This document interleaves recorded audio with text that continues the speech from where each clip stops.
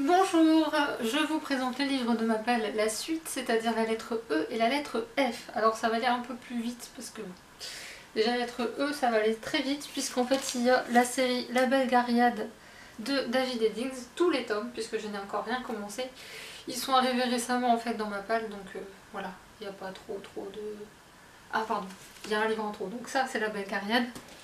Ça, c'est La Malorée, le tome 1. De toute façon, les David Eddings, ils vont tous finir dans ma bibliothèque. Voilà. J'en ai déjà une partie de lu, mais voilà. Tome 1 et 2, Les Rêveurs. Alors voilà, l'Antiquité de la Palle. C'est celui-là. Parce que je l'ai commencé en 2013, je crois, ou 2014, entre les deux. Avant que j'ai mon poste, en fait, mon premier poste, mon tout premier poste. Comme c'était en 2014, je sais que j'ai commencé avant. Donc c'est vous dire, l'Antiquité de la Palle. La voilà. Bon, j'avais commencé, hein, mais j'étais pas dedans. Alors ce qui me rassure, c'est que d'autres m'ont dit que c'était pas le meilleur de David Eddings, donc je me dis que c'est normal. Mais bon, ils seront lus un jour, hein, vous en faites pas. Sylvain Edgar, Les Lettres Volées. Celui-là, il date de l'année dernière, je crois, que je l'ai acheté. Je parle des dates d'achat. Ou de début de lecture, mais pas fini. Le Cercle de Dave Eggers. Déjà le livre en lui-même me plaisait beaucoup, mais alors en plus le film avec Emma Watson dedans, je ne l'ai pas vu malheureusement. Mais voilà, je suis comme tout le monde, Emma Watson, Harry Potter, voilà, on suit. Et voilà, on est dedans. Les oreilles de Buster de Maria Ernest Tam. Cet achat est dû à l'association dont je fais partie, puisque tout le monde au sein de l'association l'a aimé, et quand tout le monde a aimé, généralement il y a de fortes chances que moi aussi. Du coup je l'ai acheté. Alors ça doit être original comme livre, mais j'ai pas encore eu le temps de le lire. La grammaire de Roland Éluaire, donc un jour il sera lu aussi, parce qu'en fait il y a des règles de grammaire qui paraissent évidentes, mais qu'on oublie avec le temps. Là il y en a une avec un bouquin sur une correctrice, écrit par une correctrice, que j'ai lu, et en relisant certaines règles de grammaire basiques, je me suis dit, mais on fait tous les fautes. Du coup je me suis dit que ce serait intéressant de l'acheter. Après, il faut voir si je fais vraiment ou pas. Toujours la lettre E avec Final Fantasy XIII, épisode 0, Promise, pardon, chez Lumen. Il me manque un ou deux livres de Final Fantasy en roman chez Lumen, justement. J'espère bien l'avoir un jour ou l'autre. Mais comme j'ai toujours peur de me planter dans le nom du roman, en fait, je l'achète jamais. Raphaël Enthoven, Little Brother. J'aime beaucoup Raphaël Enthoven. L'année où j'ai dû passer le bac et même après il y avait une petite émission philosophique avec lui en tant qu'animateur et je la regardais. Oui je sais, faut être un peu maso pour regarder une émission sur la philosophie. Mais j'aime bien sa façon de voir les choses et de présenter qui me paraît beaucoup plus simple que ce qu'on peut voir en cours déjà. Et puis à mon avis il faut une certaine maturité pour accepter la philosophie. Pas forcément psychologique mais peut-être aussi d'un autre point de vue, je sais pas. Artistique parce qu'on parle beaucoup de l'art dans la philosophie, contrairement à ce qu'on croit. Bref, j'ai failli le lire en plus, j'ai failli le lire l'année dernière et je l'ai pas encore lu finalement. Archie Green et le secret du magicien de Everest, je vais dire que le nom de famille parce que chez Bayard, il y a 3 tomes en tout. Je sais que beaucoup de jeunes gens ont lu le tome 1 et ont tellement aimé qu'ils se sont jetés sur la suite. Au début je dis oh non allez tu vas être allez. Sois calme et puis bah voir que tout le monde aimait, j'ai dit bon allez. Bon c'est aussi parce que ça me tentait, hein, sinon je l'aurais pas acheté, vous pensez bien. C'est pas parce que tout le monde a aimé que moi forcément je l'ai aimé. Si c'était si simple ça se saurait. Curieusement ce livre là je ne l'ai pas recouvert, j'ai recouvert que les coins. À mon avis je sais pas encore recouvrir des livres en relief. Il y a relief et il y a relief en fait. Donc là c'est un tout léger, j'aurais pu le recouvrir mais je l'ai pas fait. Des moments où je sais pas ce à quoi je carbure mais ça doit être bizarre. Hein. Enfin bref. 7 secondes de Tom Easton chez Lumen qui doit être excellent aussi mais toujours pas lu. Donc voilà, la lettre E comme vous voyez c'était vraiment court. Donc on va passer à la suite, la lettre F. Et je vais faire entre les deux parce qu'en fait c'est Raymond I. Fest. Donc voilà, ça fait des 2 lettres, c'est très bien. Fairy, la colline magique de Raymond I. Fest. Il est considéré comme un roman d'horreur à ma grande surprise. Moi je l'aurais mis en fantasy, mais bon. C'est vrai qu'au vu de la couverture, elle fait plus proche horreur fantastique que... Je sais pas. Ah, c'est un lieu hanté. Oui, bah je verrai. Ah. toute façon, je sais pas. On va continuer à écrire mon e-first en sachant qu'il y a une... Oui, elle est là. Donc ça, c'était de l'occasion que j'avais acheté il y a un an déjà. Déjà un an. Oh, c'est pas si vite. Condor, la trilogie de l'Empire, les tomes 1, 2 et 3, la saga complète.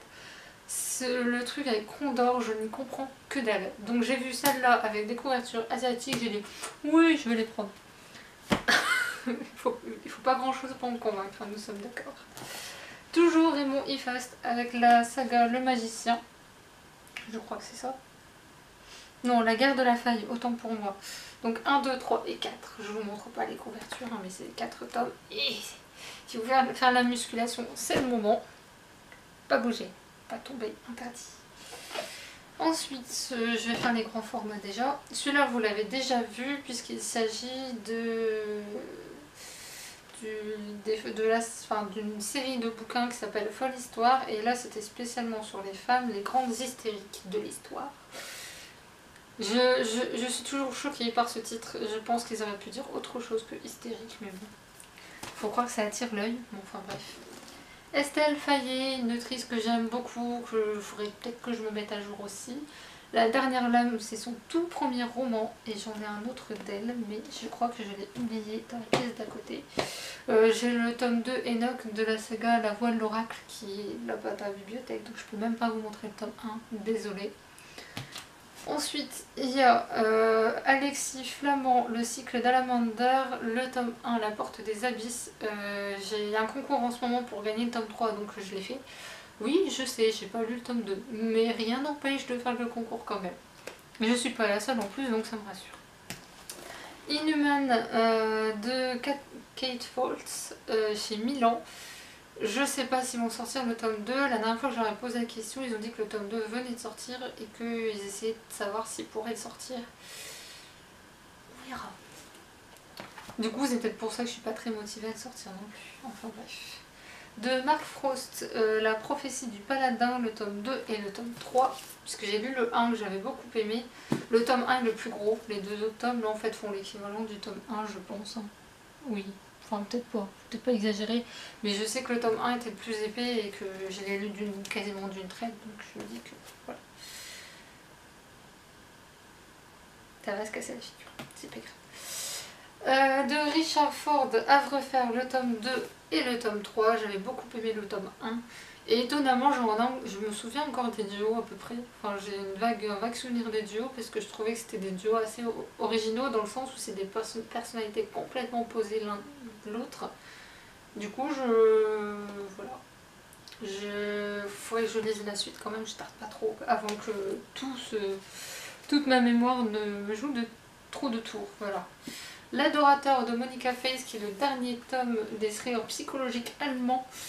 Que j'avais beaucoup aimé la trilogie, et là c'est le dernier tome, et pour une fois c'est pas Jet qui va être au centre de l'affaire, ça va être sa mère que j'aime beaucoup d'ailleurs. Je ne savais même pas qu'il y avait eu un dernier tome, je l'ai su en surfant sur internet par hasard. David Fuenkinos, le mystère Henri Pic, qui je sais pas, ça m'a intriguée, du coup on verra ce que ça donne. Il paraît qu'ils sont pas tous forcément géniaux, mais celui-là j'en ai entendu tellement bien par rapport aux autres que voilà. Gérer. Oh, je me suis blessé un doigt, hein, désolée, donc forcément ça me fait mal.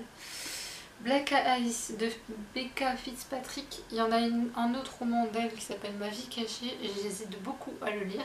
Si quelqu'un l'a lu, qui regardait la vidéo, dites-moi ce que vous en avez pensé. Pas celui-là, hein, de Ma vie cachée, parce que j'arrive pas à me décider. Généralement quand j'arrive pas à me décider c'est qu'il y a une raison, mais alors laquelle je le sais que quand j'ai acheté le bouquin en fait. Ensuite, le Noël aux ors de Tom Fletcher. Tom Fletcher est un musicien d'un grand groupe connu dont j'ai oublié le titre et ça m'agace. Ça m'agace. Il vient d'où d'ailleurs J'essaie de me ressouvenir. Pardon, vous avez sélection sur mon ordinateur. Tout le monde veut me parler en même temps, ça donc. Voilà, il est chanteur de groupe McFly, voilà, c'est bien ça. Je connais pas le groupe, mais voilà. Et j'aime bien la couverture. Merci les blogueurs, hein, booktubeurs et compagnie, hein, ça on va pas changer. Manon Fargeton, les illusions de Saveloir que j'ai pris en occasion.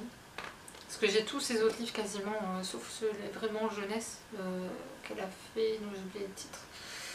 Mais voilà. Toujours de Manon Fargeton, son tout premier roman Aussi libre qu'un rêve qui me fait de lire en ce moment. Parce que j'ai besoin de lire, mais de lire sans prise de tête en fait. C'est un très très simple livre. Là où j'irai et si je reste dans l'ordre, ce serait mieux de Gail Forman. Alors oui, je les ai pas dans le même format. Parce qu'en fait, la librairie où j'achetais avant mes livres, je faisais 2 libraires avant. Mais celui que j'ai abandonné, voilà, il mettait le grand format en avant et le petit en rayon. Et moi, j'ai jamais fait attention. En bref. De toute façon, vu toutes les bourdes qu'ils m'ont faites, en bref. Irving Finkel, Au paradis des manuscrits refusés. Quand je suis passée à la caisse, je crois que c'est celui-là, de mon libraire fétiche, m'a dit c'est excellent celui-là. Donc je me dis, si on a tous les deux attirés par le même bouquin, c'est qu'il y a une raison. J'ai super bien recouvert celui-là. Il y a des livres que je recouvre très très bien quand même. Jean-Louis Fedjen, la trilogie des elfes complète. Il y a une booktubeuse qui l'a mis dans ses meilleures sagas, pour elle les grands classiques, en tout cas de la fantasy fantastique, je sais plus trop, fantasy pardon. Voilà. Du coup, j'ai Pico Books, voilà. Elle l'a mis dans ses grands classiques, quand elle a vu que je l'avais dans ma palle, elle m'a dit tu verras, tu vas juste adorer. Donc elle me rassure beaucoup. On n'a pas forcément toujours le même goût, mais on a le même principe par contre. Et enfin, Paul Féval, Anne Radcliffe contre les vampires, que celui-là, alors que celui-là vous l'avez déjà vu en vidéo. Voilà, lettres F et E terminées. On va passer à lettre G qui est... J'espère que vous avez du temps. Voilà, à tout de suite.